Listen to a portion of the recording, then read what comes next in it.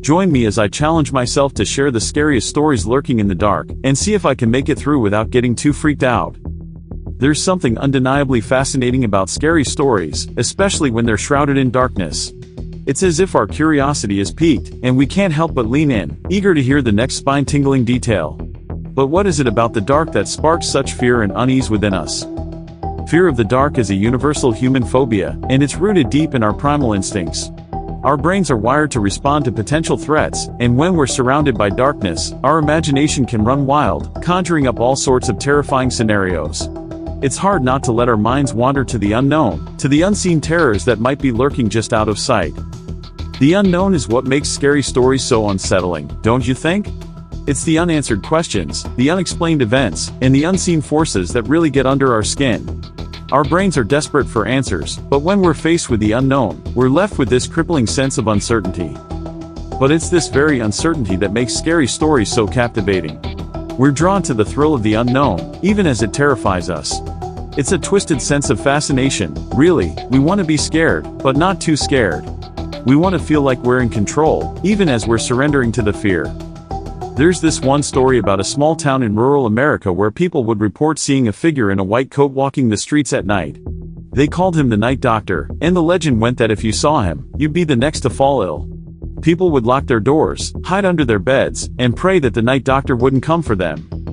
Then there's the tale of the Bloody Bride, a vengeful spirit who'd appear to motorists on a deserted highway, beckoning them to follow her. They'd drive for miles, deeper into the darkness, until they reached a dead end, literally.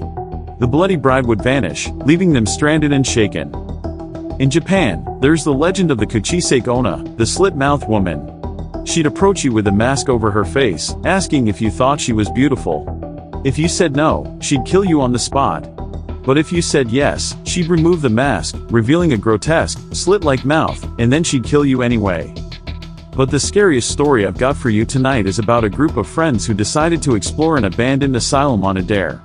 They snuck in, flashlights in hand, and began to explore the decaying hallways. But as they delved deeper into the asylum, they stumbled upon a room that seemed untouched by time, a room filled with old medical equipment and a single, occupied bed. The story goes that they tried to flee, but the doors were sealed shut, trapping them inside. And as they frantically searched for a way out, they heard the sound of footsteps, heavy and deliberate, coming from the hallway. The last thing they heard was the sound of a doctor's voice, whispering, "It's time for your examination." These stories, they tap into our deep-seated fears, don't they? They speak to the unknown, the unseen terrors that lurk in the darkness, waiting to pounce. And yet, we're drawn to them, like moths to a flame. We can't help but lean in, eager to hear the next spine-tingling detail. Thanks for joining me on this journey into the heart of darkness. If you've got a scary story to share, please leave it in the comments below. I'd love to hear it.